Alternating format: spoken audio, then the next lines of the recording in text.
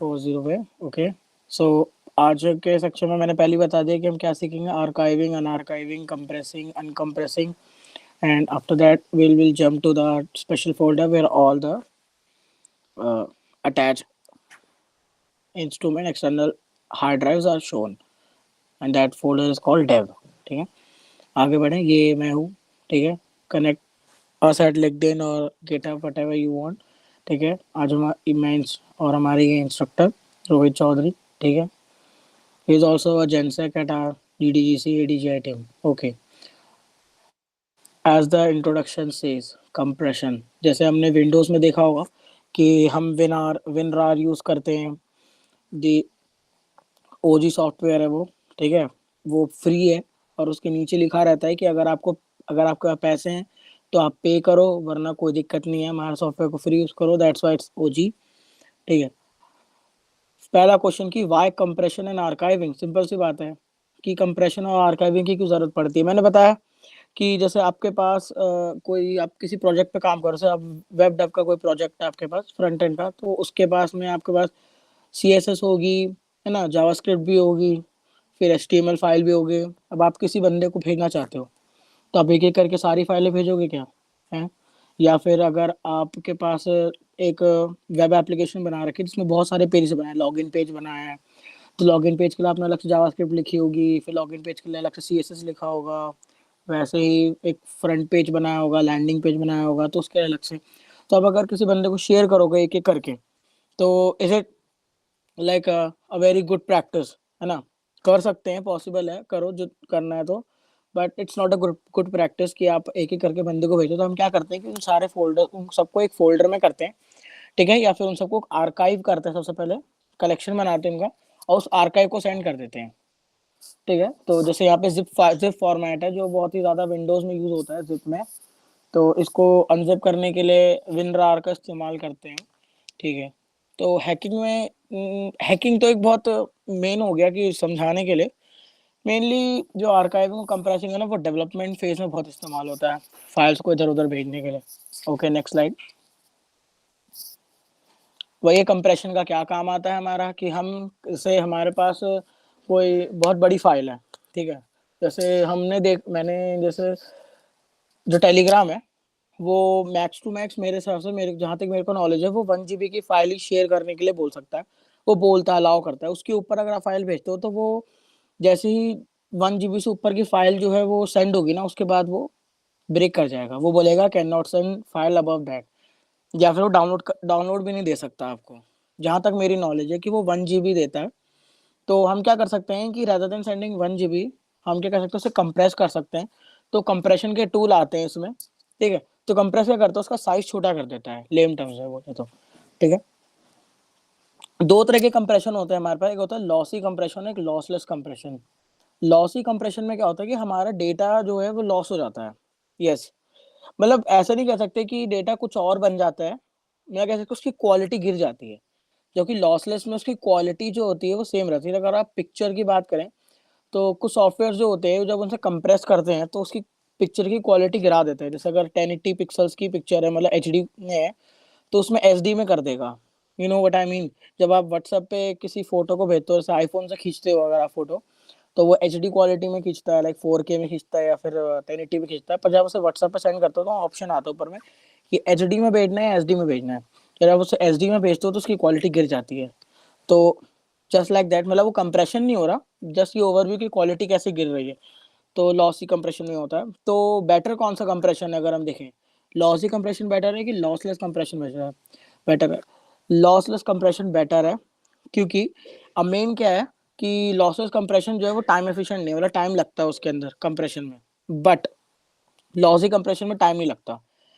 But in development phase क्या लगता है कि टाइम ज़्यादा मैटर करता है या डेटा ज़्यादा मैटर करता है? ऑब्वियसली डेटा मैटर करता है, ज़्यादा मैटर करता है डेवलपमेंट में। अगर आप कुछ कंप्रेस कर रहे हो और आपका डेटा ही इधर से उधर चला गया तो कोई फ़ायदा नहीं है आपका कंप्रेशन करने का। तो हम ज़्यादातर लॉसलेस कंप्रेशन यूज़ करते हैं। Next slide, next slide. Okay, archiving with tar. Okay, तो का लिनक्स के अंदर, not just Kali Linux, any Linux distro. First of all let me clear कि Linux is not a operating system, it's a kernel, ठीक है। Colonel पर सारे के सारे उसके डिस्ट्रोज बन रखे हैं, जैसे उबंटू मिल जाएगा तुम्हें, पेंडोरा मिल जाएगा, या फिर तुम्हारा मैक ओएस जो है, मैक ओएस भी तुम्हारा लिनक्स पर बन रखा है, ठीक है। और तुम्हारे बहुत सारे एग्जांपल हैं, जैसे पैरेट ओएस हो गया, काली हो गया, ये इसके वर्जन है काली के, लिनक्स के, सॉरी, ठीक है। सो किसी भी लिनक्स बेस्ड सिस्टम पर हमारा जो आर्काइविंग जो एक कमांड होती है उसे कहते हैं टार, इसे टार बॉल कहते हैं। तो इसकी सिंटैक्स होती है, जैसे आपने बहुत सारे, जिसे किस तरीके से आप कंप्रेस करते हो, वो ये है कि आप सबसे पहले लिखते हो, उसके बाद जैसे आपके पास 4 फाइल्स हैं, तो आप क्या करोगे कि आप लिखोगे टार हाइफन cvf, ठीक है। और उसके बाद जो कंप्रेस करने के बाद, मतलब जब कलेक्शन उनका बन जाएगा, कंप्रेस नहीं कर रहे हम, कलेक्शन बना रहे हैं। टार क्या काम करता है, हमें आर्काइव करने का, आर्काइव का मतलब कलेक्शन बनाने का। तो जब हम उसका कलेक्शन बना देंगे, तो वो किस फोल्डर के अंदर हमें मिलना चाहिए, उसका पहले हम फोल्डर का नाम लिखते हैं, जो ये आर्काइव अंडरस्कोर नेम डॉट टार उसकी एक्सटेंशन होती है। उसके बाद followed by file names, simple. C for create, है ना, V for verbose and F for file name। Well V is an optional thing, क्यों, क्योंकि वर्बोस में क्या करता है, जितने में फाइल्स वो आर्काइव करता जाता है ना, उसके बारे में डिटेल लिखता जाता है कि ये आर्काइव हो गई, ये आर्काइव हो गई, ये आर्काइव हो गई। तो अगर अब आप V नहीं डालते तो क्या करेगा कि वो बस बताएगा नहीं तुम्हें कि आर्काइव हो रहा है कि नहीं हो रहा है, ठीक है। तो या V डाल भी सकते हो, नहीं भी डाल सकते हो। कभी कभी क्या होगा कि अगर तुम V नहीं डालोगे, कोई फाइल अगर आर्काइव नहीं होती, तो तुम उसके बारे में पता भी नहीं चलेगा कि वो आर्काइव हुई है कि नहीं हुई है, ठीक है। जैसे यहाँ पे नीचे ऑप्शन दे रखा है कि हैकराइज करके एक फोल्डर, ओ आर्काइव फोल्डर का नाम है, एंड उसके बाद फाइल 1, फाइल 2, फाइल 3 के अंदर जो डेटा आएगा कलेक्शन में, उसका नाम। Next slide. अब उसको जैसे यहाँ पे टीबीएफ जो है, वैसे तो टीबीएफ कुछ ज्यादा चीज नहीं है, मतलब उसके अंदर जो भी कंटेंट जो होगा विदाउट एक्सट्रैक्टिंग, ओके। अब तुम्हारे पास कलेक्शन तो आ गया, लेट्स से कि तुम्हारे पास कोई आर्काइव फाइल है, आर्काइव फोल्डर है, उस आर्काइव फोल्डर के अंदर कंटेंट तुम्हें बस पता करना है, तुम्हें उसको एक्सट्रैक्ट नहीं करना, ठीक है। जब तुम एक्सट्रैक्ट करते हो तो वो जितने भी कंटेंट होता है तुम्हारे डेस्कटॉप के अंदर आ जाता है, ठीक है। बट तुम्हें वो नहीं करना, तुम्हें बस उसके अंदर का कंटेंट झांकना है, मतलब झांक के बता देखना है कि कौन कौन से उसके अंदर फाइल्स एंड डेट्स इट। तो तुम टीवीएफ यूज करते हो ना, हाइफन टीवीएफ। अब एक्सट्रैक्ट करने के लिए क्या यूज करते हैं, सिंपल XVF। एक्स का मतलब होता है एक्सट्रैक्ट, V का मतलब वर्बोस, F का मतलब फाइल, एक्सट्रैक्ट वर्बोस फाइल। तो उसका क्या होगा कि उसके अंदर जितने भी उसके अंदर फाइल्स होंगी, वो एक्सट्रैक्ट होके एक फोल्डर के अंदर आ जाएंगी। और गैस उस फोल्डर का नाम क्या होगा, जो आपने आर्काइव नेम दे रखा है ना, वही उस फोल्डर का नाम होगा without the extension dot tar, that's it. अब साइलेंट क्यों लिखा है, कि जैसे मैंने बताया था कि वर्बोसिटी क्या बताता है, कि जो भी फाइल एक्सट्रैक्ट हो रही है या नहीं हो रही है, वो, या फिर जो एक्स्ट्रा जो आर्काइव हो रही है नहीं हो रही है, उसके बारे में इंफॉर्मेशन नीचे लिखता जाता है टर्मिनल में। मैं शो करूंगा मैं क्या कह रहा हूँ। तो अगर आप वी नहीं डालोगे तो कौन कौन सी फाइल एक्सट्रैक्ट हुई है ये तुम्हें नहीं बताएगा वो, बस एक फोल्डर के अंदर एक्सट्रैक्ट करके डालता जाएगा, इसे कहते हैं साइलेंट, ठीक है। Next slide. अब कंप्रेशन कैसे करते हैं, इससे पहले कि हम कंप्रेशन पे आए, हम पहले एक बार वो देख लेते हैं कि क्या मैं कह रहा था। Let me share just my Kali screen.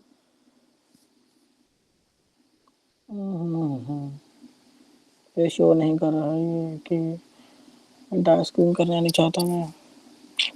एक मिनट।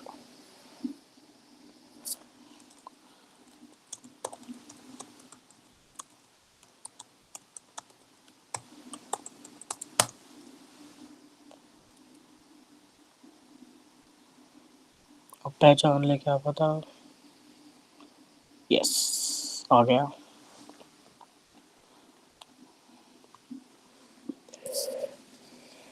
ओके, शेयर हो रही हैं, मैं इसको अगर एक बार बड़ा कर लूँ अपने फ़ोन में तो,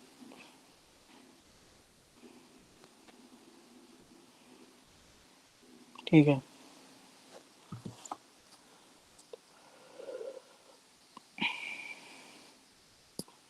अब बेटर है, नॉट नाउ। सबको दिख रहा है, शेयर हो रहा है।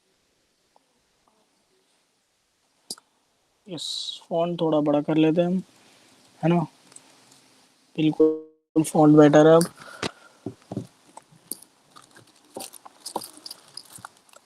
ठीक है। Let me just jump to that winter boot camp. Directory, ठीक है। एलएस करा, हमने देखा कि इसके अंदर इतने सारे फाइल्स हैं। Okay, let just create some files like file1.txt, file2.txt, file3.txt. Okay, I just use this touch command and I'll just say file1.txt, file2.txt, file3.txt, and file4.txt. Okay, so with this command मैंने पहले भी discuss कर रखा हमने कि touch क्या करता है, ठीक है। With this command we can see that file1, file2, file3, file4 have been created, ठीक है। सबसे पहले आर्काइव एक बार एलएस करके देख लेते, फिर भी देख लेते हैं, ठीक है। अगर मुझे इन सबको आर्काइव करना है एक जगह पर, ठीक है, मेरे को, तो हम क्या यूज कर देते हैं, we use star and hyphen, क्या यूज करते थे, CVF, एंड उसके बाद आर्काइव का नाम, जो आर्काइव फोल्डर होगा उसका नाम डालेंगे, लेट्स से टार पैक लिख देते हैं .tar, एंड उसके बाद हम डालेंगे क्या, file1.txt, file2.txt, file3.txt and file4.txt। As you can see, यहाँ पर देखो हमारे पास इंफॉर्मेशन आ गई कि ये वाले फाइल जो है एक्स्ट्रा वो कलेक्शन हो गए हैं इनका, ठीक है। एक बार फिर से एलएस करके देखते हैं, तो एलएस करके देखोगे ये फाइल्स अभी भी एग्जिस्ट करती है, but we have this red folder here that says कि ये एक टार फाइल है, कलेक्शन फाइल है या आर्काइव फाइल है। नेक्स्ट कमांड जो हमने पढ़ी थी कि इसके अंदर जो जो कंटेंट है वो हमें बस चेक करना है कि क्या है, तो लेट्स से हाइफन TVF करते हैं and will say tar pack and you will see, एक बार फिर से करके देखते हैं, यहाँ पे थोड़ा सा बड़ा आ रहा था इसलिए, यस, अब देख सकते हो इसके अंदर जो भी कंटेंट है वो क्या है, file1 है, file2 है, file3, file4 है, प्लस मैंने यहाँ पर तुम्हें सेकेंड लेक्चर में आई गेस बताया था कि फाइल परमिशंस क्या होती हैं। उन फाइल परमिशंस के साथ ये आए, जो इनिशियल फाइल परमिशन जो इनको मिल रखी होगी वही फाइल परमिशन जो है वो ट्रांसफर होती है जब इसे कलेक्शन में डालते हैं। ये इसका साइज बता रहा है 0 कि ये क्या साइज है, when it was created and on which date was created और when it was created, simple. किसने की ये जो है ना, ये चीज बता रहा है कि that creator is the anonymous and the group users that can access is the anonymous, ठीक है। ये जस्ट सिंपल सी चीज है, मतलब जिसने क्रिएट करी है वही ग्रुप बना रखा है और उसे ही क्रिएटर बना रखा है, ठीक है। ये हमने एक्सप्लेन कर दिया। अगर फिर से एलएस करें तो विल हैव दिस। एक्सट्रैक्ट कैसे करेंगे, अब एक्सट्रैक्ट करने से पहले क्या करते हैं, एक फोल्डर बना लेते हैं mkdir करके, mkdir मतलब मेक डायरेक्टरी, एंड उसके बाद लेट्स से टार नाम से एंड mv कर लेते हैं। Now now we have to move. ना मैं क्या चाहता हूँ कि अब एक एलएस करता हूँ तो यहाँ पे देखोगे कि एक टार नाम से एक फोल्डर आ चुका होगा। मैं क्या चाहता हूँ कि ये जो फोल्डर, ये जो फाइल है, सॉरी ये जो फोल्डर है टार नाम की, ये टार के अंदर आ जाए, टार फोल्डर के अंदर आ जाए। I hope it's clear. तो हम यूज करेंगे mv का मतलब होता है मूव, और जिसको मूव करना है और जिसमें मूव करना है, समझ गए, जिसको मूव करना है और जिसमें मूव करना है, हमें टार को मूव करना था और किस में मूव करना था, टार फोल्डर में, तो हमने कर दिया। अब एलएस करोगे तो you will not find that tar underscore prac dot tar when you travel into that tar folder ना, when you ls it you will find this thing। Main reason ये करने का था, जब मैं इसको एक्सट्रैक्ट करूंगा ना, तो अगर मैं इसको बिना इस फोल्डर में डाले एक्सट्रैक्ट करता तो क्या होता है कि ऑलरेडी वो file1, file2, file3, file4 exist करती है सेम डायरेक्टरी में, तो ये मुझसे बोलता कि आपको जब एक्सट्रैक्ट करना है तो क्या उस उन प्रीवियस फोल्डर्स, प्रीवियस फाइल को रिप्लेस करना है कि नहीं। तो जैसे विंडोज के अंदर होता है, जब आप जब तुम सेम फाइल्स को सेम डायरेक्टरी में दो बार कॉपी करते हो, दो बार पेस्ट करते हो, तो वो आपसे पूछता है कि प्रीवियस वाले को रिप्लेस करना है नहीं करना, सेम वो चीज़ यहाँ पे पूछेगा। बट हमें नहीं रिप्लेस करना, हमें बस देखना है कैसे होगा। अब मुझे एक्सट्रैक्ट करना तो क्या लिखूंगा, -xvf and just that. You will see कि यहाँ पे जितनी भी फाइल एक्सट्रैक्ट हुई उनका नाम आ गया, and when you do ls you will find that all of these files are here.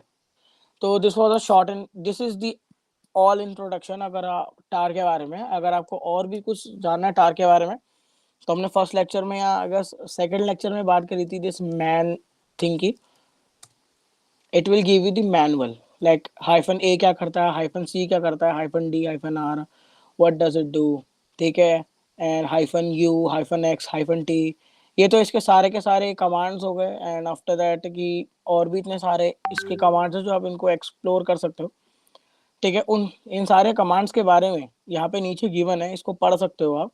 But जैसे यहाँ पे ए क्या करता है, कॉन्कैटिनेट, मतलब दो टार फाइल को एक बना देगा, है ना, हाइफन क्रिएट एक बना देगा।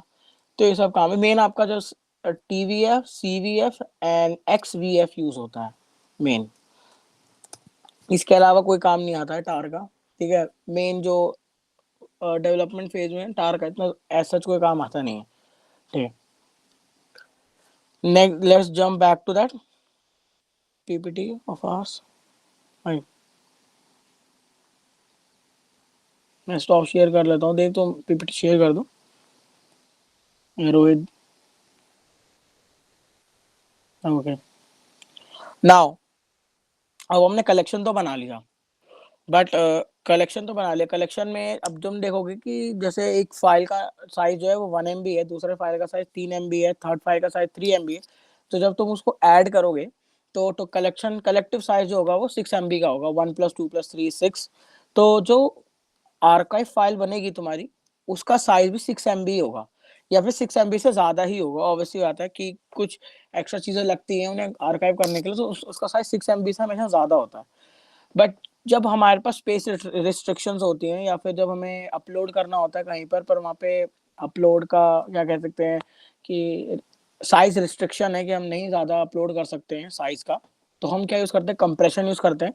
और हम ऐसे कंप्रेशन यूज़ करते हैं जिससे उसकी डेटा इंटीग्रिटी मेंटेन रहे, लॉस ना हो डेटा उसका, ठीक है। जैसे किसी पिक्चर की क्वालिटी ना डाउन हो जाए या किसी वीडियो की क्वालिटी ना डाउन हो जाए, तो हम मेक श्योर करते हैं, ठीक है। तो अब कंप्रेस कैसे करते हैं, तो 3 तरह के कंप्रेशन टूल है हमारे पास, बेस्ड ऑन कि क्या आपको ज़रूरत है। जैसे जी जिप है हमारे पास, B2 जिप है एंड कंप्रेस है, ठीक है। जी जिप क्या करता है, इसमें लिख सकते हैं मॉडरेट कंप्रेशन और स्पीड है, मतलब कंप्रेशन ज़्यादा कंप्रेस नहीं करेगा और जल्दी कंप्रेस करके दे देता है, ठीक है। जब आप छोटी फाइलों पे ये इन सब चीज़ों को, जब आप इन कमांड्स को छोटी फाइलों पर रन करोगे जिसके अंदर कोई डेटा नहीं है या 1 KB का 2 KB का डेटा है, तब आपको सबकी स्पीड सेम ही लगेगी, ठीक है, क्योंकि उसको कंप्रेस करने की ज़्यादा डेटा लगेगा नहीं, मतलब ज़्यादा टाइम लगेगा नहीं। बट जब आप बड़ी फाइल्स को कंप्रेस करोगे जैसे 1 GB के 2 GB के, तब आपको इन तीनों कमांड की सिग्निफिकेंस पता चलेगी कि अच्छा ये फास्ट है, ये स्लो है, या फिर कंप्रेशन रेशियो किसका ज़्यादा है ना, या किसका हाई है। जैसे B-Zip2 का कंप्रेशन रेशियो ज़्यादा है, इसका मतलब कि कंप्रेशन से पहले और कंप्रेशन के बाद बहुत ज़्यादा गैप आता है, ठीक है। G-Zip2 का कंप्रेशन का रेशियो ज़्यादा नहीं है, बट वो स्पीड भी देता है, मतलब जल्दी करके दे देगा। B-Zip2 के साथ भी सेम यही सीन है कि कंप्रेशन रेशियो हाई, ऑब्वियसली बात है, ज़्यादा कंप्रेस करके दे रहा है तो वो स्लो भी होगा, है ना, टाइम लगेगा उसको कंप्रेस करने में।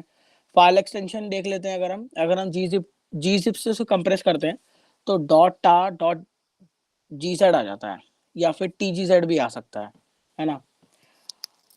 अगेन अगर bzip2 से कंप्रेस करते हैं उसे तो डॉट tar डॉट bzip2 आता है, ये याद रखना। अगर सबसे आखिरी में हमारे पास bzip2 दिख रहा है यहाँ पर, एक बार मैं यहाँ पे बड़ा कर लेता हूँ, यस, अगर आखिरी में यहाँ पे डॉट bzip2 लिखा हुआ है तो सबसे पहले आपको उसे अनजिप करना पड़ेगा, एंड उसके बाद आप उसको अनआर्काइव करोगे तभी आपको उसके अंदर का कंटेंट मिलेगा।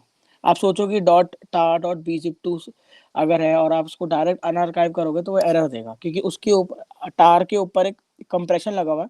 तो सबसे पहले उस कंप्रेशन को तोड़ोगे, फिर उसके अंदर आप टार के अंदर घुसोगे, फिर टार को तोड़ोगे तो आप फाइल के अंदर घुसोगे।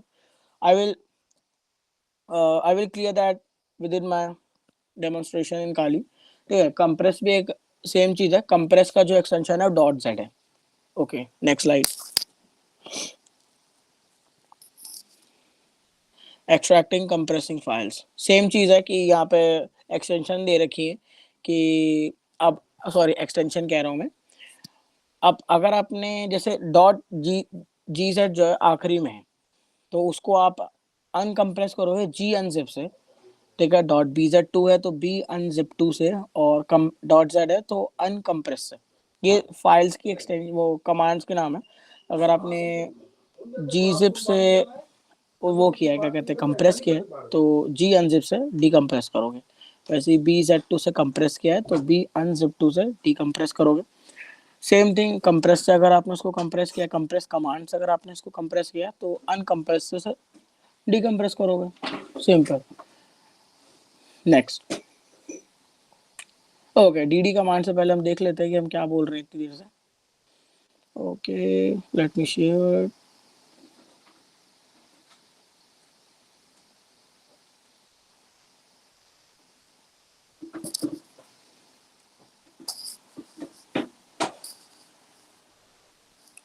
ओके, शेयर हो रही है, बिल्कुल मस्त। ठीक है, सबसे पहले क्या करते हैं, एलएस करते हैं। तो हमारे पास यहाँ पे टार फाइल भी है और ये भी है। आरएम कर देते हैं सबसे पहले। आरएम,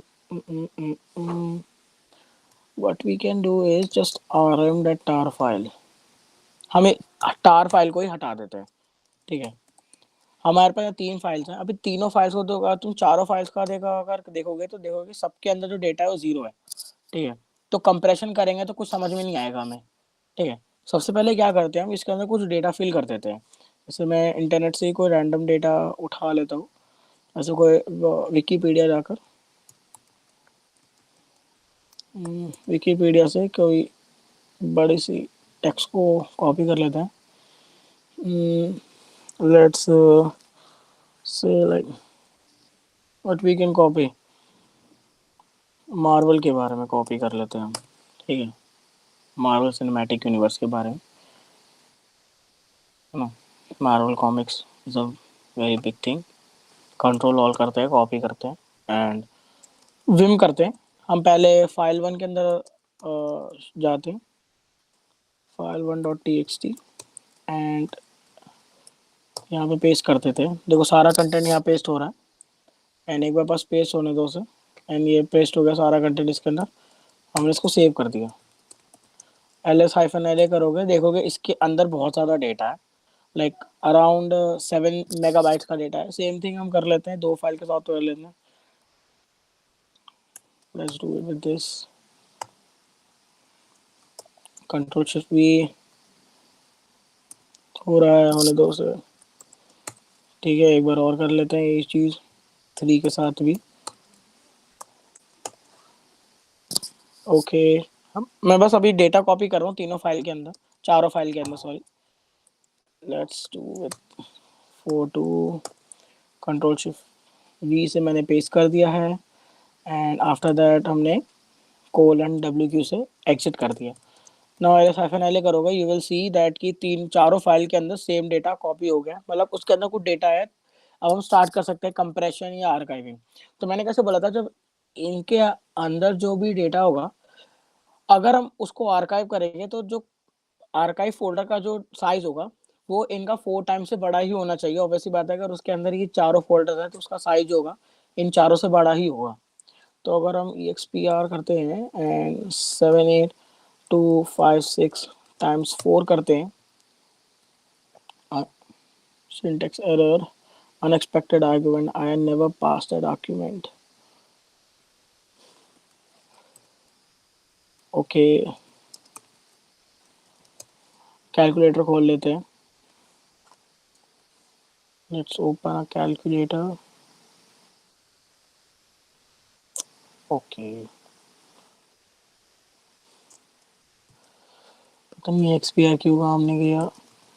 कैलकुलेटर मैंने खोल लिया है एंड अगर मैं 7 टाइम्स 78625 करूँ, 78625 टाइम्स 4 करूँ, तो मुझे दिखाता है कि जो साइज़ होना चाहिए वो ये होना चाहिए।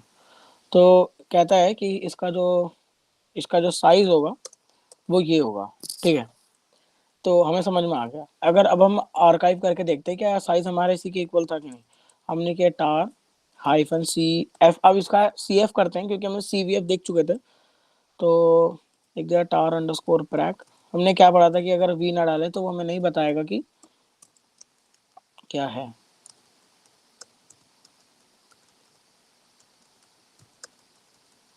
ठीक है, L S hyphen L A करते हैं। तो यू विल सी, देखो इसका साइज क्या है, ऑब्वियसली बात है बड़ा है इससे, इससे तो बड़ा ही है। तो यही मैं बताना चाह रहा था कि जो साइज होता है इनका कलेक्टिव से बड़ा होता है। नाउ अब मुझे कंप्रेस करना है। अब ये जो है, आई गेस ये कितने एमबी का, अगर मैं तुम्हें बताऊं तो एक बार फिर से मैं कैलकुलेटर खोल लेता हूँ।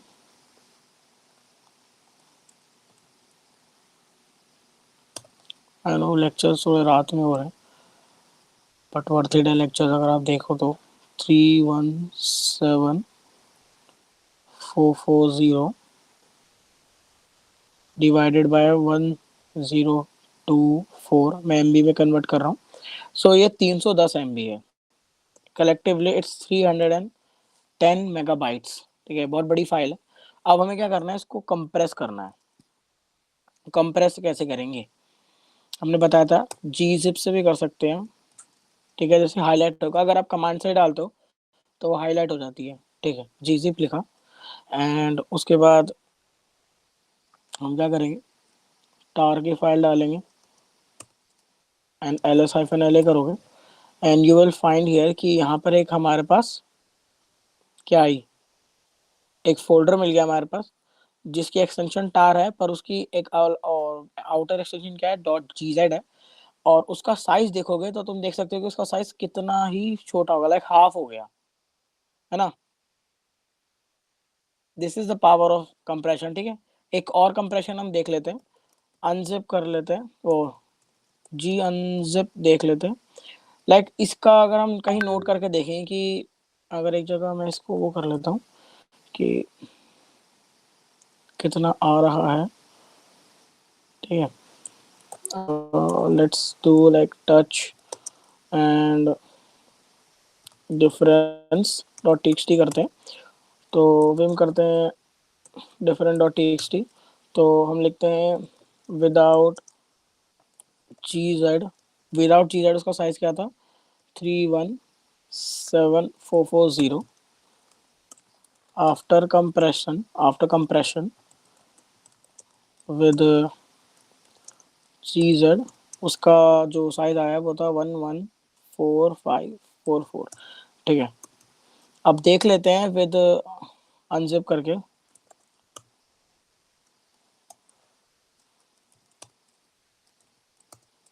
ओहो, ठीक है, बड़ा कर लिया हमने वापस से, ls-la किया। ओके, la डाल दिया मैंने। हमारे पास देखोगे भाई सेम चीज़ है अभी भी। अब हमें अनजिप करते हैं इसको वापस। अनजिप कैसे करेंगे, क्योंकि gz से जिप कर रखा है, तो हम लिखेंगे gunzip symbol and after that file का नाम। ये अपने आप ही आपको कर, जैसे ls-la करोगे, यहाँ पे वापस हमें वही पूरा का पूरा डेटा जो इनिशियली था वो हमें वापस मिल जाएगा। देखो कोई भी लॉस नहीं मिला हमें, तो ये फायदा होता है। एक बार बी जिप करके देख लेते हैं। और सॉरी, बी जिप 2 है, नॉट बी जिप है। हम लिख दिया फाइल का नाम, ls-la करोगे, oh my God, you will see कि कितना ज़्यादा कम हुआ है। लाइक उधर तो आधा ही कंप्रेस हुआ था, बट इधर 10 टाइम्स कंप्रेशन आ गया बीजिप 2 से। तो दिस बीजिप 2 इज वे पावरफुल। ठीक है, वहाँ पे लिखा हुआ था कि, वहाँ पे क्या लिखा हुआ था कि the compression ratio is way high, तो इसलिए वो बात कर रहे थे कि कंप्रेशन रेशियो क्या है। तो अगर हम वापस से उधर लिखेंगे विम डिप डॉट टीएक्सटी, तो वही विदाउट बीजिप 2 हम देख सकते हैं कि हमारा कंप्रेशन यही था 7440, एंड आफ्टर कंप्रेशन हमारा विद बीजिप 2 हमारा कंप्रेशन जो हो गया वो क्या हो गया। ओके, शो नहीं कर रहा। Yes, the compression is 6536528। ये दिख रहा है सबको,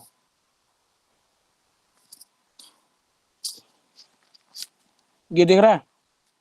तो हमने देखा कि जी जिप के बिना अगर हम कंप्रेस करें तो उसका साइज ये था, आफ्टर कंप्रेशन उसका साइज ये हो गया, इट्स लाइक हाफ। देख सकते हो हाफ है। बट बी जिप 2 के साथ देखोगे तो यहाँ पे 10 टाइम्स कंप्रेशन हमें देखने को मिला है, not just half, not just thrice, not just 5 times, but 10 times compression. तो this is the power of bzip 2। Compress के बारे में देखो वो बेकार है। ठीक है, जो दिखाना चाह रहा था वो मैं ये दिखाना चाह रहा था कि कंप्रेशन कितना हुआ है। नाउ अब मेन हमारे को क्या है कि अगर हमने इतना कंप्रेस कर लिया तो क्या हमने कुछ लॉस भी किया है क्या? अगर हम इसको वापस से डीकंप्रेस करें फिर बी अनजिप टू एंड उसके बाद अगर लिखें तो क्या हमने कुछ लॉस किया है? ओके ls हाइफन la करें, no we didn't even loss a single byte. तो ये फायदा होता है, तो ये लॉसलेस कंप्रेशन है, ठीक है। तो इसमें कुछ हमें वो भी नहीं मिला, क्या कहते हैं, कोई भी कंप्रेशन, मतलब कोई कंप्रेशन लॉस भी नहीं मिला, और हमारा कंप्रेशन जो है वो 10 टाइम्स छोटा हो गया, ठीक है। तो अभी हमें नहीं समझ में आएगा इसका क्या काम है, पर इंडस्ट्री लेवल पे बहुत अच्छा काम आता है, ठीक है। जब इंडस्ट्री लेवल पे आप प्रोजेक्ट्स बनाओगे तो आपके प्रोजेक्ट्स जीबीज में होंगे, तो आप वहाँ पे बीजिप टू या फिर अनजिप इस्तेमाल करते हैं, ठीक है। आगे बढ़ते हैं डीडी कमांड पर। एक बार डीडी कमांड हम चेक कर लेते हैं इसमें। Let's just move to this, PPT share कर लो।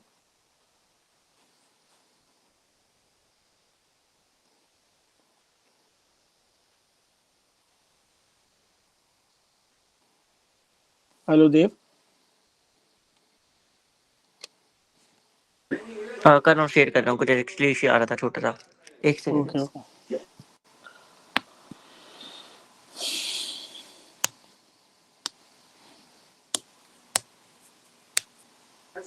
देखने हो गया क्या? यस हो गया है, ठीक। Now DD command is very powerful command. जब तुम्हें बहुत बड़ी फाइल्स को एक जगह से दूसरी जगह कॉपी करना होता है तब तुम अफोर्ड नहीं कर सकते कि पूरा का पूरा कहीं पे भी लॉस हो, ठीक है। एक कमांड होती है सीपी करके, सीपी भी सेम काम करती है, कॉपी करती है, but DD command is faster, ठीक है। जब हमें फिजिकल कॉपीज बनाने होते हैं, जब एक पूरी पूरी हार्ड ड्राइव को जब तुम्हें कॉपी करना होता है ना दूसरे हार्ड ड्राइव में, तब तुम सीपी कमांड यूज नहीं कर सकते, ठीक है, क्योंकि सीपी कमांड इतनी पावरफुल नहीं होती। मतलब अंदर इंटरनली कुछ यूज होता है, लाइक मेम कॉपी यूज होता है, मतलब अगर सी में तुम यूज देखो तो वहाँ पे बफर का इस्तेमाल किया जाता है, हीप का इस्तेमाल किया जाता है, ताकि चीजें फास्ट हो सके। मल्टी थ्रेडिंग यूज की जाती है डीडी कमांड के साथ, ठीक है। सो वो फास्ट कॉपी होती है। तो इसको इस्तेमाल करने का बहुत ईजी है कि लाइक जिस फोल्डर से कॉपी करना है और जिस फोल्डर में कॉपी करना है, बस सिंपल। IF का मतलब इनपुट फाइल है, मतलब जिस फाइल को कॉपी करना है वो IF इक्वल्स टू में आता है, और जिसमें कॉपी करना है वो OF इक्वल्स टू में आता है, ठीक है। What is BS? BS का मतलब ब्लॉक साइज, की एक बार में कितना कॉपी होगा। तो 512 एक बार, मतलब लोग 4096 भी लिखते हैं, 4096 मतलब 4 MB एक बार में होगा, या फिर 512 बाइट्स एक बार में होगा, जिसे हम हाफ MB भी बोलते हैं। मतलब तुम बता भी सकते हो कि एक बार में कितना तुम्हें कॉपी करना है, ताकि फास्ट कॉपी हो सके। अब एक कन्वेंशन होती है CONV करके, अगर कभी कॉपी के टाइम पे कोई भी एरर आता है तो तुम नहीं चाहते कि कॉपी होता है तो रुक जाए, तो डाल देते हैं convention equal no error, CONV equals no error. इससे क्या होता है कि अगर कहीं पे भी एरर आता है तो वो एरर जो है कॉपी को डिस्टर्ब नहीं करता है। जैसे कोई फाइल को कॉपी करने वक्त वो फाइल करप्ट है, ठीक है, उसके फाइल के मिड पार्ट नहीं है, जैसे कोई फाइल है या फिर कोई PNG फाइल है या फिर कोई फोटो फाइल है, वो करप्ट है, वो ओपन नहीं हो सकती, तो वो कॉपी भी नहीं हो सकती किसी तरीके से। तो क्या होगा कि उसको स्किप कर देगा और आगे बढ़ जाएगा। तो ये होता है, ठीक है। इस कमांड को मैं शो करके क्या ही दिखाऊं, क्योंकि इसको तो बड़ी फाइल्स के लिए होता है। मेन यही है तुम्हारा, कभी कभी तुम्हें काम आ सकता है। एक बार एक कंपटीशन भी खेल रहे थे हम CTF का, उसमें भी हमें डीडी कमांड का ही काम आया था, ठीक है। आगे बढ़ते हैं, नेक्स्ट स्लाइड। अब वही बात है, why use these tools. Hackers use करते हैं शेयर करने के लिए, स्टोर करने के लिए स्क्रिप्ट्स को, टूल्स को, जो मैंने बताया। फॉरेंसिक्स में यूज किया जाता है, डिजिटल फॉरेंसिक्स जो होते हैं, जैसे कोई फोटो है या फिर कोई वीडियो है, जो वायलेंट वीडियो है जो वायरल जा रही है इंटरनेट पे, तो उसका ओरिजिन फाइंड करना है, तो उन सब में ये सब काम आता है, ठीक है। वायरल वीडियो हो गई, वायरल फोटोज हो गए, किसने उसे ओरिजिनेट किया है, तो that is finding the source of that viral video. इसे डिजिटल फॉरेंसिक्स में आता है। ये बहुत अच्छा है, कूल पार्ट है साइबर सिक्योरिटी का।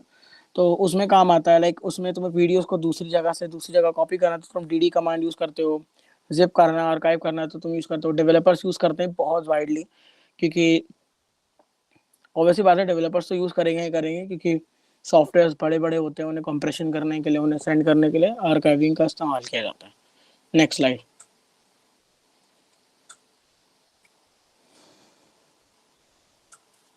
Next slide. ओके, ये कुछ प्रैक्टिस क्वेश्चंस हैं, सिंपल से हैं, मतलब मैंने जो करके दिखाया वही तुम्हें भी एक बार कम करना है कि 3 फाइल बनाने हैं Linux for hackers S1 2 3 and उसको फिर टार के थ्रू कंप्रेस करना है, जिप के थ्रू वो करना है, कंप्रेस करना है, एंड सॉरी टार के थ्रू आर्काइव करना है, जिप के थ्रू कंप्रेस करना है, एंड फिर वही अनआर्काइव करना है और ये चेक करना है कि डेटा इंटीग्रिटी मेंटेन है कि नहीं। जैसे मैंने तुम्हें चेक करके दिखाया कि bzip2 से या फिर gzip से डेटा इंटीग्रिटी मेंटेन रहती है। भाई ये देख सकते हो dd कमांड से फ्लैश ड्राइव में, मतलब कोई फ्लैश ड्राइव डाल देना और किसी फाइल को उस फ्लैश ड्राइव के अंदर कॉपी करके देखना, ठीक है, dd कमांड से। ये dd कमांड बहुत बहुत मुश्किल नहीं है, you can just do chat GPT also कि मुझे मेरे पहले पूछ लेना चैट जीपीटी से कि अगर मैंने फ्लैश ड्राइव सिस्टम में लगाई तो फ्लैश ड्राइव कहाँ ओपन होगी, एंड उसके बाद मेरे को बोलना कि इस फाइल को उस फ्लैश ड्राइव में मुझे सेव करना है, तो मैं कौन सी कमांड रन करूँ, chat GPT will give you the solution. उसके बाद तुम समझ जाओगे कि how you can use the dd command, ठीक है। Next slide.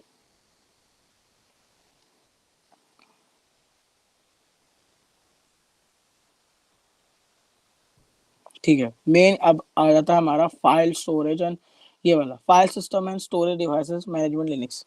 जैसे रोहित ने फर्स्ट क्लास में बताया था हमें कि जो फाइल सिस्टम होता है हर चीज लिनक्स का मतलब लिनक्स के अंदर हर चीज फाइल है, एवरीथिंग इज फाइल, ठीक है, कुछ भी हो उसके अंदर सब फाइल की तरह ही मेंटेन करी जाती है, कोई भी प्रोग्राम हो कोई कुछ हो सब फाइल की तरह ही ट्रीट करी जाती है, ठीक है, लिनक्स सिस्टम के अंदर। तो फाइल सिस्टम का ओवरव्यू देखेंगे हम कि फाइल सिस्टम का ओवरव्यू क्या है। डिवाइस रिप्रेजेंटेशन, जब कोई एक्सटर्नल डिवाइस अटैच करते हो तो वो एक्चुअली में ओपन कहाँ होती है। अनमाउंटिंग या माउंटिंग, जैसे तुम कोई फ्लैश ड्राइव अगर विंडोज में डालते हो तो वहाँ पे इजेक्ट का सिंबल आता है, इजेक्ट सेफली, तो उसे अनमाउंटिंग कहते हैं, ठीक है। अब उसको लगा रहे हो अपने उसके अंदर क्या कहते हैं हार्ड ड्राइव के अंदर, अब कोई पेन ड्राइव लगा रहे हो और उसके बाद पीसी में एक पॉपअप आता है कि ड्यू ट्रस्ट द सोर्स, ठीक है, तो उसे माउंटिंग कहते हैं, मतलब डिवाइस को एक्सेप्ट करने को माउंटिंग कहते हैं। And monitoring and managing storage devices की, मतलब किसको हटाना है किसको नहीं हटाना है, कि वो सब मॉनिटरिंग मैनेजमेंट में आ जाता है। Okay, next slide. जैसे रोहित ने फर्स्ट क्लास में बोला था हमारे पास कि एक रूट फोल्डर होता है, ठीक है, जो फॉरवर्ड स्लैश से रिप्रेजेंट किया जाता है। अगर जो भी वेब डेव करते हैं यहाँ पर, तो वेब डेव में भी हमने देखा होगा कि एक रूट फोल्डर होता है जहाँ पे सारे रिक्वेस्ट जम करती हैं। जब तुम इंडेक्स और HTML खोलते हो, अगर किसने बैकएंड किया हो तो उसे पता होगा कि रूट रूट डायरेक्टरी क्या होती है। वैसे ही हर इसके अंदर भी लिनक्स के अंदर भी एक रूट डायरेक्टरी होती है जहाँ पे सारे के सारे फोल्डर्स होते हैं।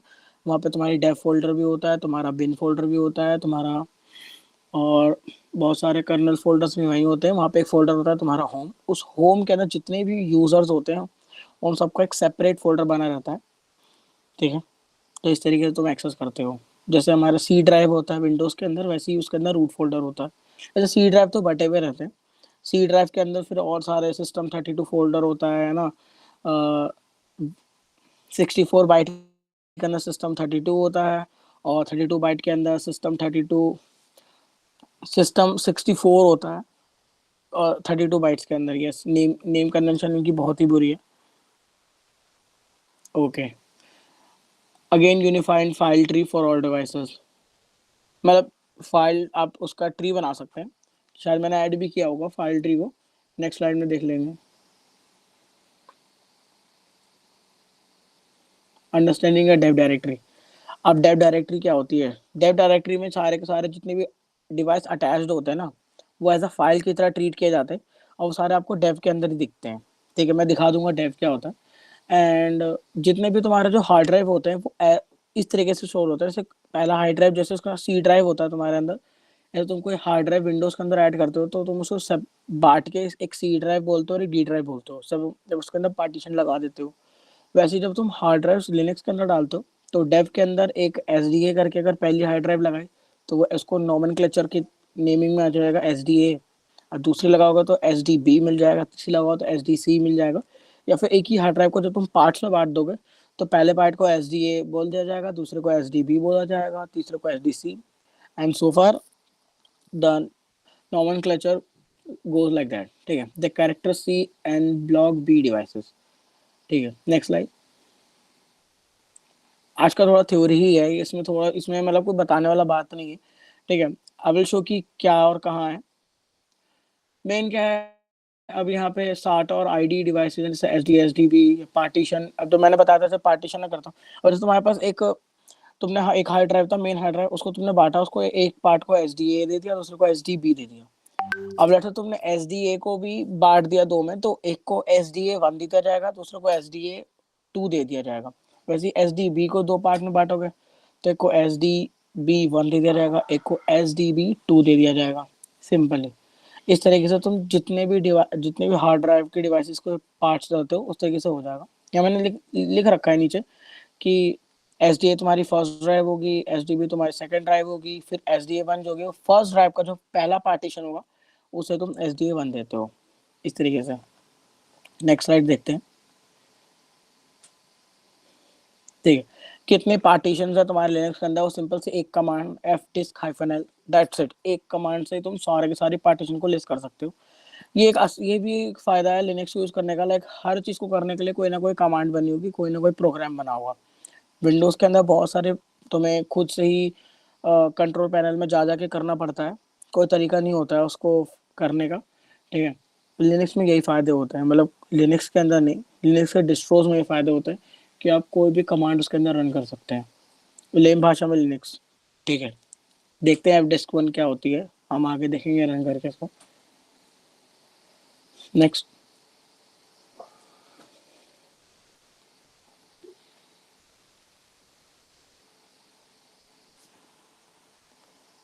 स्लाइड।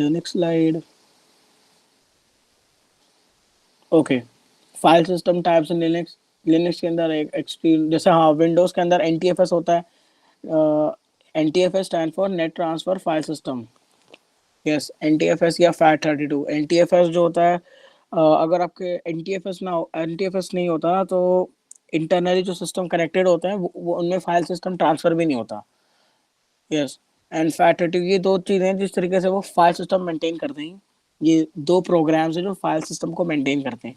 जबकि लिनक्स के अंदर XT2 होता है, X3 होता है, X4 होता है। And compatibility consideration for external devices, मतलब विद एक्सटर्नल, ये जो जितने भी वर्जन हैं XT2 XT3 XT4, ये एक्सटर्नल डिवाइसेस जितने भी कनेक्ट होते हैं, जैसे माउस है आपका, या फिर कोई कीबोर्ड है, उसके उसके बेसिस पे भी ये कंपैटिबल होती हैं, ठीक है। नेक्स्ट, मतलब सब थोड़े थोड़े थ्योरीज हैं जिनको दिमाग में रखना चाहिए। हाँ, अब जैसे आपके पास कोई हार्ड ड्राइव है, ठीक है, उस हार्ड ड्राइव को आपको माउंट करना है, मतलब अटैच करना है अपने पीसी से, तो यूल जैसे आपके पास यहाँ पे -dev/SP-sdb1 है। अब SDB1 क्या होता है, मतलब कि एक मेन आपकी जो हार्ड ड्राइव है उसका जो सेकंड पार्टीशन है SDB, उसका उसका फर्दर पार्टीशन कर रखा है, उसका पहला पार्ट जो है उसको उठाना है, मतलब उस वहाँ हार्ड ड्राइव से, और उसको किस में अटैच कर देना है, /माउंट के अंदर, मतलब यहाँ से फोल्डर उठाकर इस फोल्डर के अंदर डालना है। मैं बताऊंगा क्या कह रहे हैं। एक ऑटो माउंट डायरेक्टरीज भी है, मतलब अगर आप /MNT नहीं लिखते हो तो वो मीडिया में भी माउंट हो सकता है और MNT के अंदर ही माउंट हो सकता है, ठीक है। Next slide. एक अनमाउंट है, मतलब वहां से अगर आपको डिटैच करना है तो आप अनमाउंट यूज करते हो, सिंपल सी बात है। अब जैसे यहाँ पे टिप क्या दे रखी है, जैसे लेट्स से कि तुम एक पेन ड्राइव के अंदर से डेटा कॉपी कर रहे हो DD कमांड के थ्रू, और तुमने दूसरे टर्मिनल में जाकर उसे अनमाउंट कर दिया, तो क्योंकि वो ड्राइव जो है वो बिजी है ना, क्योंकि वो पेन ड्राइव जो है वो बिजी है डेटा ट्रांसफर करने में या डेटा कॉपी करने में, तो वो अनमाउंट कमांड रन नहीं होगा, ठीक है। यही लिखा हुआ है यहाँ पे बस सिंपल कि वो फेल हो जाएगा। नेक्स्ट स्लाइड चलते हैं। DF कमांड क्या करता है, अल्लाह आपके सिस्टम में आपने उसको कितना वो दे रखा है, क्या कहते हैं, स्पेस दे रखा है, उस स्पेस में, मतलब स्पेस में कितना यूसेज हो रखा है, आप DF कमांड से देख सकते हो। जितने भी डिवाइसेस आपने कनेक्ट कर रखे हैं वो LSBLK से भी देख सकते हो, और एक और होता है LSUSB। जितने भी आप डिवाइसेस कनेक्ट करते हो USB के थ्रू, आप एक कमांड होती है LSUSB, LS का मतलब लिस्ट, और लिस्ट USB का मतलब जितने भी डिवाइसेस USB के थ्रू कनेक्टेड है उन्हें लिस्ट कर दो। इस तरीके से आप देख सकते हैं। नेक्स्ट, अब प्रैक्टिकल एप्लीकेशन क्या हो सकता है, जैसे आप किसी पेन ड्राइव को किसी सिस्टम में अटैच करना चाहते हैं, तो हैकर्स के लिए तो ऑब्वियसली बात है, अगर आप किसी सिस्टम में घुस रहे हैं, अगर आपको कोई प्रोग्राम उस सिस्टम पे रन करना है, तो अगर आपको माउंटिंग और अनमाउंटिंग ही नहीं पता, तो फिर आप कैसे उसको पेन ड्राइव से उस सिस्टम में डालोगे, ऑब्वियसली बात है। तो ये अनमाउंटिंग का काम है ना। पार्टीशन को समझना, ठीक है, फाइल सिस्टम को, ये सब डिजिटल फॉरेंसिक्स का काम होता है। अगर आपको कोई हार्ड ड्राइव दे रखी है और आप उस हार्ड ड्राइव के अंदर आपको घुसना है, तो आपको पता होना चाहिए कितने पार्टीशंस हैं। तो आप कौन सी कमांड थी वो, एफ डिस्क -l कर दोगे, तो आपको पार्टीशन पता चल जाएंगे, फाइल सिस्टम के बारे में पता चल जाएगा कि अच्छा इसके अंदर ये फोल्डर है, रूट के अंदर है ये फोल्डर है। Okay, next slide. I guess मेरा हमारा यही है समरी कि लिनक्स रिप्रेजेंटेशन डिवाइसेस जितने भी होते हैं, जितने भी एक्सटर्नल हार्ड ड्राइव्स यूज तुम अटैच करते हो, वो सब डेव फोल्डर के अंदर होते हैं। ड्राइव्स एंड पार्टीशंस के बाद लॉजिकल लेबल्स होते हैं, जो मैंने आपको सिखाया बता दिया है कि अगर एक मेन ड्राइव है उसके दो पार्टीशन हो रखे, तो पहले पार्टीशन को एस डी ए बोलेगा, दूसरे पार्टीशन को एस डी बी बोलेगा। अब आप फर्दर एस डी ए के अंदर अगर फर्दर पार्टीशन करते हो, तो फर्स्ट पार्टीशन को वो एस डी ए वन बोलेगा, सेकेंड को एस डी ए टू बोलेगा, एस डी ए थ्री बोलेगा, सिंपल। अगर सेकेंड पार्टीशन को फर्दर पार्टीशन करता है, तो एस डी बी को लेट से वो तीन पार्ट्स में डिवाइड कर देता है, तो वो S D B one, S D B two, S D B three, ठीक है। हमने देखा एफ डिस्क क्या बताता है हमें, जितने भी पार्टीशन होता है वो बता देता है। माउंट क्या करता है, उस हार्ड ड्राइव को किसी फोल्डर में अटैच करना है या डिटैच करना है, तो माउंट और अनमाउंट का यूज होता है। डीएफ क्या बताता है हमें, आपका जितना भी डिस्क स्पेस यूसेज हो चुका है उसके बारे में बताता है। एंड एलएसपीएल के जितने भी ब्लॉक डिवाइसेस कनेक्टेड होते हैं उसके बारे में बताता है। ऑल्सो जितने भी यूएसबी से कनेक्टेड होते हैं वो हम एलएस यूएसबी से देखते हैं, ठीक है। I guess this was the last slide. Next slide अगर है तो कर दो, वरना हम इसकी बाकी की एप्लीकेशन देख लेते हैं काली पे। एक आधी कमांड और होती है गाइस, जैसे कि एफएससी के होती है एक, वो रिपेयर चेक करती है, फाइल सिस्टम को रिपेयर करने में काम आती है, ठीक है। उसके अलावा एक डीयू भी होती है, स्पेसिफिक डायरेक्टरी का तुम्हें साइज देखना है तो डीयू --- से देख सकते हो तुम। और बीटीआरएफ एक एक वगैरह तो एक बता दिया ना तुमने, क्या, बीटीआरएफ वगैरह, बीटीआरएफएस, एक्सएफएस, ये एक्सटेंड वो फाइल सिस्टम कौन कौन से होते हैं, एन एनटीएफएस, हाँ, ये सब बता दिया ना। एनटीएफएस बता दिया, फैट32 हाँ, बता दिया, वी सब बता फैट, दिया, फैट 32 वी विंडोज को में वी होता है फैट भी बोलते हैं। बीटीआरएफएस भी सबसे। बता दिया ओके, वो इसने शायद, यस, स्नैपशॉटिंग वगैरह में काम आता है चेकसम्स में। हम्म, सबसे पहले हम देख लेते हैं कि रूट फोल्डर क्या होता है। जस्ट अगर आपको रूट फोल्डर के अंदर डालना है तो आप लिखो cd और दैट्स इट // ना, ये देखोगे आप कि यहाँ पर ये दिख रहा है, इसका मतलब ना you are currently root folder. pwd भी करोगे तो आपको ये सिंपल ये दिखाएगा, मतलब इसके ऊपर कुछ नहीं है, इससे पहले कुछ भी नहीं है। अगर आप cd डॉट भी करोगे तो आपको कुछ नहीं दिखेगा, क्योंकि कुछ है ही नहीं, रूट फोल्डर है। ls करते हो तो यहाँ पे आपके पास इतनी सारी मेन जो फोल्डर्स हैं वो होती हैं, बिन है, बूट है, डेव है, etc है, होम है, lib32 है, lib है, lib64 है ना, libx32 है। ये सब सी लाइब्रेरीज हैं। यहाँ पर lib64 में सी लाइब्रेरीज जो 64 के लिए हैं, यहाँ पे lib32 है, libc जो है, मतलब सी लाइब्रेरीज होती हैं। सी की लाइब्रेरीज पता ही होगा आई होप सबको कि क्या है सी लाइब्रेरीज। ये वैर है, ये सिस्टम है, ये रन है, ये प्रॉक है। जितने भी प्रोसेस रन होते हैं उसके अंदर अगर हम प्रॉक में जाएं, तो जितने भी प्रोसेस रन करें, से 1 है, 1111 है, वो सारे के सारे यहाँ लिस्ट हो जाते हैं, ठीक है। उनकी आईडीज, ये सारे के सारे क्या हैं, ये सारे के सारे प्रोसेस रन हो रहे हैं, जितने भी ये वाले हैं। ये नहीं, ये जो फाइल्स है वाइट में, ये सारे के सारे फाइल्स हैं। बट ये जितने भी नंबर्स है ना, ये सारे के सारे कोई ना कोई प्रोसेस को डिफाइन कर रहे हैं। हमने पीएस करके, हमने पिछले इलेक्शन में देखा था कि पीएस करके, AUX करके हम देख सकते हैं कितने प्रोसेस रन कर रहे हैं। तुम देखोगे कि ये 1 है तो यहाँ पे तुम्हें 1 मिल जाएगा। एक ये 111 तुम्हें यहाँ दिखेगा, तुम्हें प्रोसेस के अंदर 111 दिख जाएगा कहीं ना कहीं। देखो यहाँ पे तुम्हें 1 1 दिख गया। तो हर चीज कनेक्टेड होती है, इंटरकनेक्टेड होती है। यहाँ पे कोई XGF4 ये उसका GUI रन कर रहा है हमारा काली का, तो जितने भी प्रोसेस तुम्हें यहाँ PS के थ्रू दिख रहे हैं, प्रोसेस कमांड के थ्रू दिख रहे हैं, वो तुम्हें यहाँ पे प्रॉक टेबल के अंदर, प्रॉक डायरेक्टरी के अंदर भी दिख जाएंगे। ठीक है, कैसे यूज कर सकते हैं? जैसे हम वन के अंदर जाएं तो CD1 कर सकते हैं, ls करोगे, यहाँ पे बहुत सारे कमांड जो है तुम्हें मिल जाएंगे। परमिशन डिनाइड वैसे तो मुझे दिख रही है यहाँ पर, क्योंकि इसका पर जो प्रोसेस का जो मतलब वन का जो प्रोसेस का जो भी परमिशन होती है वो रूट के पास ही होती है एक्चुअली बस, मतलब उसको एक्सेस करने के लिए आपको रूट बनना ही पड़ेगा। तो इफ आई जस्ट sudo ऐसे ही लिखूँ and if I just do now I mean cd dot dot and again अगर मैं वन में जाता हूँ तो मुझे कोई भी वो नहीं देगा, ये क्या कहते हैं कि यू डोंट हैव दैट। देखो syscall एक बहुत ज़्यादा पावरफुल टूल होता है जो सी लाइब्रेरी यूज़ करता है in order to make kernel calls in. ठीक है, जैसे कर्नल कॉल हो गया आपका, तुम्हारा chmod हो गया, या फिर रीड हो गया, ओपन हो गया, तो ये सब syscalls के थ्रू हो सकते हैं। ठीक है, वो हम लास्ट लेक्चर्स में देखेंगे जब हम बाइनरी एक्सप्लॉइटेशन को ओवरव्यू देख रहे होंगे था, तो हम चेक करेंगे कि syscall क्या होता है। देखो रूट फोल्डर भी इसी के अंदर है, मतलब अगर रूट आपको जाना होता है तो इधर से ही होता है। एग्जिट करते हैं, ये आई गेस बहुत है, ये वाला हमने बता दिया, और दो चार देख लेते हैं हम। जैसे एलएस करोगे, यहाँ पे होम होगा, होम पे जाओगे जैसे, तो देखोगे यहाँ पे सिर्फ दी अनोनिमस है। तो दिस इज वेयर मेरा यूजर जहाँ लाई करता है वो होम के अंदर, यहाँ इस फोल्डर के अंदर लाई करता है। ठीक है, एक बार इसकी परमिशन देख लेते हैं। दी अनोनिमस की परमिशन देखो किसके पास है। इस फोल्डर को जो भी एक्सेस कर सकता है वो मेरे सारे फोल्डर्स को एक्सेस कर सकता है। और तुम देखोगे कि यहाँ पे क्रिएटर कौन है, दी अनोनिमस, एंड उसका एक्सेस किसके, और जो उसको रीड राइट एंड एग्जीक्यूटेबल का एक्सेस किसके पास है, सिर्फ क्रिएटर के पास ही है। तो तुम समझ सकते हो कि जब तक कोई मेरे नाम से एक्सेस नहीं करता इस सिस्टम को, वो मेरे फोल्डर को भी एक्सेस नहीं कर सकता है। ठीक है, I hope this is clear.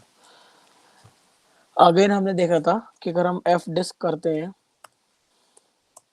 -l करते हैं, तो जितनी पार्टीशन होगा वो हमें दिखा देगा।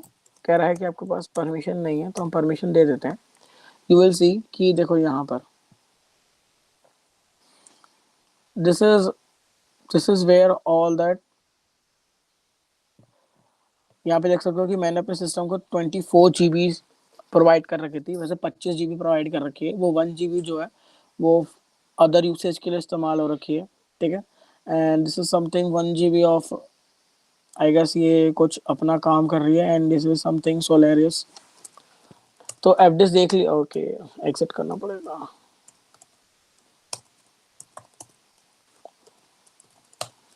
एक बार फिर से देख लेते हैं, एफडिस करके देख लेते हैं हम लोग। ठीक है, तो ये सब पार्टीशंस वो दिखा रहा है। ठीक है, कि ये पार्टीशन इसके अंदर हो रखी है। एफडिस देख लिया हमने, एंड डीएफ कमांड देख लेते हैं हम। डीएफ कमांड क्या कर रहा था, जितने भी हमारे ब्लॉक जितने भी डिस्क यूसेज हो चुके हैं वो बता रहा था, डिस्क यूसेज। तो देख सकते हैं कि हमारा जो मेन लिनक्स है वो SDA1 के अंदर हमारा अभी है। तो यहाँ पर देख सकते हो कि SDA1 यहाँ पर सबसे ज़्यादा यूसेज भी हो रही है। यहाँ तुम देखोगे 73% जो डिस्क का यूसेज अभी दिखा रहा है वो SDA1 के अंदर ही दिखा रहा है। तो ऑब्वियसली करेक्ट दिखा रहा है, हमारा सिस्टम है वो SDA1 के अंदर रन कर रहा है, तो सबसे ज़्यादा यूसेज भी वही दिखा रहा है।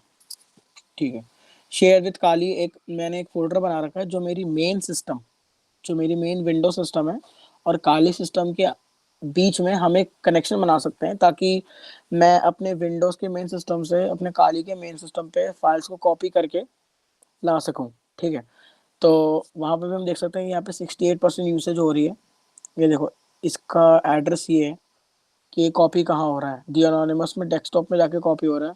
तो जहाँ पे भी मैं इस फोल्डर के अंदर कॉपी करूँगा अपने विंडोज़ के अंदर, वो कॉपी हो जाएगा इस लोकेशन पर। वो मैं आपको बता दूंगा कि कैसे आप एक शेयर्ड फोल्डर क्रिएट कर सकते हो ताकि आप मेन सिस्टम से काली बॉक्स के अंदर फाइल्स को ट्रांसफ़र कर सको। ठीक है, डीएफ कमांड देख ली, एफडिस देख ली, हम एक देखते हैं LSBL के। तो ये भी एक अच्छी कमांड है। देखो ये बता देगा कि SDA के अंदर तुम्हारे पास 3 पार्टीशन है, SDA1, SDA2 and SDA3। and this is also a disk, and this is a partition, this is also a part, and this is swap memory है ये. ओके, एक स्वैप मेमोरी है, ये स्पेशल पर्पसेस के लिए use होती है, caches के लिए इस्तेमाल की जाती है. अभी इतना जानने की ज़रूरत नहीं है, but swap memory, this is ROM, read only memory. तो इसने खुद बता रखा है आपको SR0 क्या है. This is MJ, major part क्या है, माइनर पार्ट क्या है, RM क्या है, साइज़ क्या है. देखो 24 GB मैंने दे रखी थी SDA को, इसमें से SDA 1 के अंदर हमारी 24 GB है, एंड SDA 2 के अंदर हमारी 1K है, मतलब 1 किलोबाइट्स तक डेटा है. एंड आफ्टर दैट SDA 5 के अंदर हमारे पास 975 मेगाबाइट्स ऑफ डेटा है. तो उसको ऐड करोगे तो 24 GB बन जाएगा. वैसे 24 GB नहीं बनेगा, थोड़ा सा गैप है, वो इंटरनली यूज़ कर रहे होंगे. हमने देख लिया DF, देख लिया LSBLK देख लिया, एंड एक LSUSB देख लेते जो मैंने बता रहा था. तो देखोगे कि करंटली कोई भी डिवाइस जो है कनेक्टेड नहीं है अभी. तो ये सब जितने भी मेन दिखा रहे हैं, ये सब सारे के सारे फोल्डर्स हैं, ये सब वो हैं जो पहले से कनेक्टेड हैं. ठीक है, अगर मैं कोई पेन ड्राइव इसके अंदर अटैच करके दिखाऊं, let me just attach a pen drive.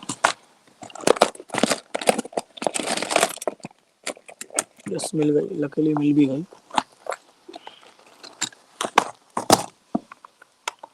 तो तुम्हें क्या दिखेगा, मैं एक 64 GB की पेन ड्राइव अटैच करने जा रहा हूँ. यहाँ पे एक दिख रहा है ये यहाँ पे एक छोटा सा ऑप्शन होगा, और यहाँ पे जितनी भी डिवाइसेस होंगी वो तुम्हें दिखा देगा. आई डोंट नो शो क्यों नहीं कर रहा है. ये आ गया क्वालकॉम, ये ना HP हार्ड ड्राइव, ये दिखा दूँ मैं, शायद नहीं दिखा.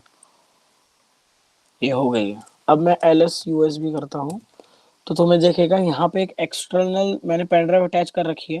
तो यहाँ तुम्हें दिख रहा है कि HB की USB फ्लैश ड्राइव अटैच हो चुकी है. तो इस तरीके से आप देख सकते हैं कि कौन कौन से डिवाइसेस अटैच है कि नहीं.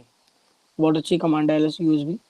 तो हमने DF कमांड देख ली, FDisk देख ली, LSUV माउंट और अनमाउंट मैंने इसलिए नहीं दिखाई क्योंकि मुझे उसके पे कोई एग्जांपल मिला नहीं कि मैं कैसे दिखाऊं आपको कि कोई फाइल को माउंट करके. अच्छा, डेफ फोल्डर देख लेते हैं एक बार. देखो ये है डेफ फोल्डर तुम्हारा, CD डेफ किया मैंने. इसके अंदर बहुत सारे फाइल्स हैं, एक रैंडम फोल्डर है ये TTY क्या होता है हम उसके बारे में चर्चा करेंगे. मेन हमारा ये डिस्क फोल्डर है. अगर हम CD डिस्क करें तो वेल यहाँ पे तो हमें नहीं शो कर रहा है. Okay, C Rome import.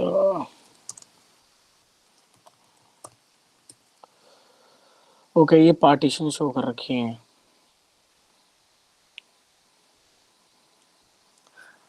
Well seriously don't know where this. वही मुझे कोई एग्जांपल मिला नहीं माउंट और अनमाउंट का, इसलिए मैंने आपको कुछ शो नहीं किया. हाँ, माउंट अनमाउंट हम यूज़ कर सकते हैं किसी फाइल को दूसरे फाइल में डालने के लिए, बट नॉट वर्थ इट है. ठीक है, तो this was the overview of file system and how you can archive and अनकाइव and how you can compress it, है ना. This was a short overview, well not short overview, well very clean overview था ये. मतलब जितना हमें ज़रूरत पड़ता है डेवलपमेंट फेज में या फिर हैकिंग फेज में, ये उतना कवर करता है. ठीक है, दैट्स इट. पाओ सेज गुड भाई रुक नाइट जाओ, गाइस. मान जाओ, सब्र. ओके, हाँ, वैसे तो देख, उसको तू कर सकता है. SDX है ना तेरे अंदर, डेव के अंदर, डेव फोल्डर के अंदर, उसको yes mount yes unmount yes. करके दिखा सकता है.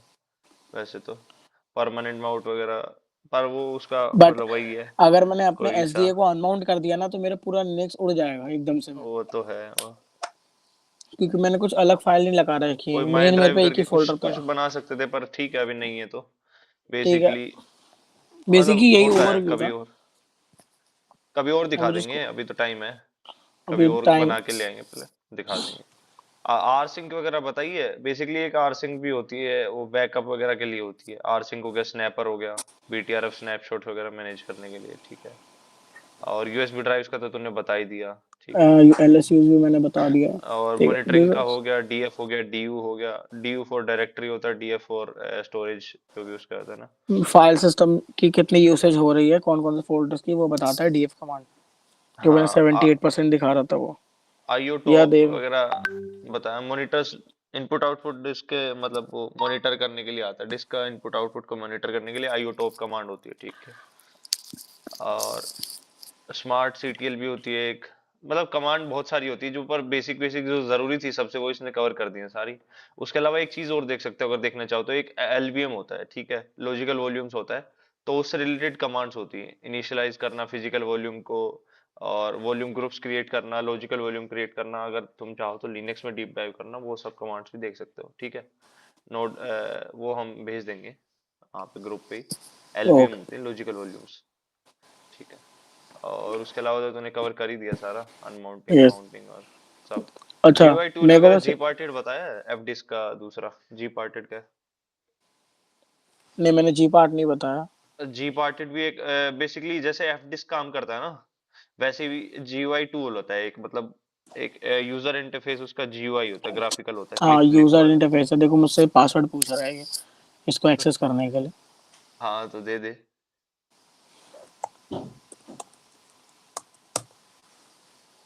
हाँ, ऑथेंटिकेट कर दिया मैंने, टाइम लगेगा खोलने में।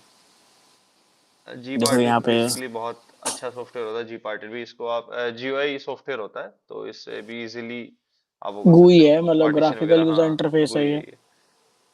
देखो यहाँ पे तुम्हें दिखा देगा कि मेरे पे टोटल जो है 24 GB की मतलब मेन एच डी स्टोरेज है। हाँ। एंड उसके अंदर तुम्हारे पास ये दो पार्टीशन है, SDA1 and SDA2 main storage के अंदर।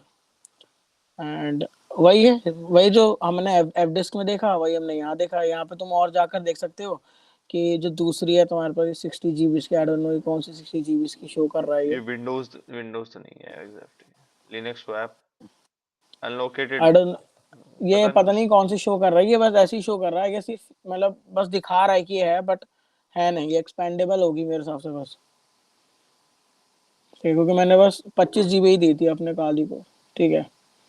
ये पार्टीशन से तुम यहाँ पे देख सकते हो, पता नहीं बड़ा दिख भी नहीं रहा है कि नहीं दिख रहा, बस मैं नहीं बड़ा नहीं करके दिख रहा है, देखता हूँ दिख रहा दिख रहा वैसे। हाँ, छोटा छोटा दिख रहा है, ठीक है।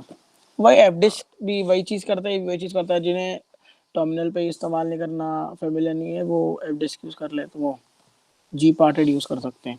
अच्छा सॉफ्टवेयर है ये भी, इन बिल्ड है। और बड़ी बात तो तुम डबल क्लिक करोगे तो हमें इसके बारे में सारी चीज़ें मिल जाएंगी कि फर्स्ट सेक्टर क्या है, लास्ट सेक्टर क्या है, टोटल सेक्टर्स कितने हैं। है। स्वैप मेमोरी है ये, ठीक है, फास्ट है, कैशे के इस्तेमाल होती है। ये इसकी यूनिक यूज़र आईडी है, मतलब जो इन्फॉर्मेशन जो नर्डी यूज़ करते हैं वो सारी हैं, ठीक है। ये भी हमारे पास है, आई डोंट नो क्यों नहीं खुल रही है। इसके बारे में हम देख सकते हैं, देखो साइज रीसाइज का ऑप्शन भी है हमारे पास। यहाँ पे अनमाउंट का ऑप्शन है, यहाँ पर स्ट्रेट यू कैन जस्ट हाँ अनमाउंट इट।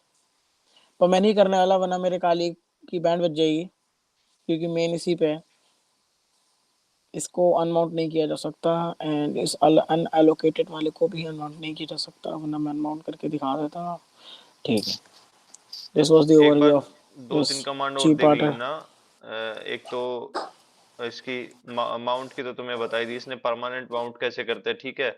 और एक चेक करना कि तुम्हारे में उसमें डिवाइसेस कौन कौन से माउंटेड है, ठीक है, माउंट के साथ ग्रेप पाइपलाइन का यूज करके। और परमानेंट माउंट कौन कौन से हैं वो सब चेक करना, वो सब कमांड चेक कर लेना, काम वही आती है इसी वो। से होता है, LSBL के से ये जितने ब्लॉक साइज पार्ट होता है ना, वो सारा दिखा देता है यहाँ पे। कि देखो परमानेंट माउंट करना भी माउंट एक बार। पॉइंट्स दिखा रखे हैं कि ये कहाँ पर अटैच है। कि ये वाला जो SDA वाला जो फोल्डर है हमारा, वो रूट के अंदर है। एंड दैट SDA5 जो है वो स्वैप मेमोरी है, तो ये माउंट नहीं है कहीं पे भी, बता रखा है बस यहाँ पे सिंपल। बस यही था और कुछ नहीं था, ओवरव्यू सिंपल से। ये काली कोई बहुत बड़ी चीज़ तो है नहीं, अभी तो रिकॉर्डिंग ऑफ पहले हो गई। काली यूज़ करना सीख ही रहे हैं। अगर कोई डाउट है तो आप पूछ सकते हैं, और मेन जो काम करना है वो एक तो मैंने PPT के अंदर दे रखा है, और पॉन कॉलेज पे कंप्लीट कर लेना वो पूरा लिनक्स लेरियम का पार्ट। वो एक हफ्ते का ही काम है, कोई बहुत बड़ा नहीं है, वही है। बाकी कल का क्या था? कल का क्या था मतलब? बैच कल कल तो बैश की कल थी हमने। टॉपिक परसों परसों कल का टॉपिक, कल। कल आने वाले कल का अच्छा कल का टॉपिक मैं बता देता हूँ एक बार। मैं भी देख रहा हूँ। चल, लॉगिंग और क्या सर्विसेज, ठीक है, कल नाम? मजा आएगा लॉग्स के बारे में, और अब यूजिंग एंड अब्यूजिंग सर्विस। नहीं, बढ़िया बढ़िया, नाइस। मतलब अच्छी अच्छी चीजें स्टार्ट हो रही है, उसके बाद वीपीएन वगैरह है और नेटवर्किंग है, तो नेटवर्क एनालिसिस। नेटवर्किंग तो 7th डे पे है, चल वो मजा आएगा हाँ, तो उसमें वो भी। 6th में अनोनिमस के साथ भी हम कर लेंगे ना, वो तो ऐसे। 6 7 को एक साथ ही लपेट लेंगे और क्या। वही, नेटवर्किंग बेसिक 6 में हो जाएंगे, 7th में थोड़ा सा वायर शायर वगैरह है, जो भी होगा कुछ कुछ हो जाएगा जो भी। जॉब शेड्यूलिंग वैसे हमने कर रखा था, ऑटोमेशन टारगेट भी कर रखा है 9th में, जिसमें ऐट कमांड हमने देखा था कि हाँ ऐट डालते टाइम डालते कोई भी कमांड रन कर जाएगी। जॉब शेड्यूलिंग हमने देख रखा था कि कंट्रोल जेड से हम किसी भी को स्टॉप कर सकते हैं, वही सब चीज़ें हैं। कर्नल जॉब देख लेंगे एक बार क्या है, automating task with kernel. Networking दो मतलब अब खत्म होने वाला है लिनक्स का पार्ट। फिर हमें आखिरी बस स्क्रिप्टिंग टूल देख लेंगे एक पाइथन में, कर्नल ही और है मेन, तो बचा हुआ है जो लिनक्स है, तो लॉगिंग बस और कर्नल दो बाकी ही चीज नेटवर्किंग बची है। है। हाँ, फिर नेटवर्किंग आ जाएगा और थोड़े बहुत टूल्स के बारे में बताएंगे, ताकि आप यस तो यस। थोड़ा अगर कोई क्रिस्प रहे। डाउट है आपको मानवी खन्ना एंड मौत कुर्जी को, तो प्लीज आप पूछ सकते हैं, कोई दिक्कत नहीं है। श्रीहर्ष नाम है उनका। श्रेया, विपाशा, देव। अगर रात क्लियर में है कर सब लेते हैं कुछ ना, तो इसलिए कोई थम्स अप बंदे कर दो। आते नहीं। क्लियर है तो थम्स बिल्कुल। अप करना जरा। अरे देव मान जा, तू ही करे जा रहा है, बाकी बस सब भाई तो हो बस गई। बस आई गेस। नहीं, ऑडियो खोल सकते हो, कोई दिक्कत नहीं है, बोलने में बोल सकते हो। बोल तो शर्म आती ना, आवाज इतनी अच्छी है। तो आवाज में क्या बंद रखा कर है ले, यार। माइक बंद कर ले। रिकॉर्डिंग बंद नहीं करी है मैंने अभी। चलो रिकॉर्डिंग बंद चल कर सकते चल भाई, वो अब कर डाउट दे, से ले लेते हैं। फॉर्मेलिटी कर दे रिकॉर्डिंग के लिए। Thank you so much guys. Thank you so much guys for joining today's session. ठीक है, will come back with another more interesting sessions tomorrow. Bye bye guys.